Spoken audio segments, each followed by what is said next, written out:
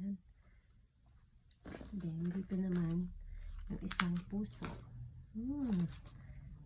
So beautiful. May bulaklak din siya. Yan, ang ganda. So, mas bagay ito sa pangbabae, no? Pwede din pang lalaki yan. Ano, ilalagay natin isa pa dito. Yan, okay na yan. Ayan, ito na nilagay natin. Kahit ano siya, brown.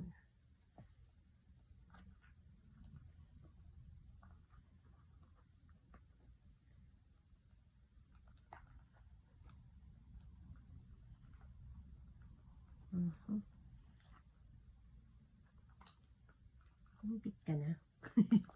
Ayan na siya, guys. Ang ganda niya, yo.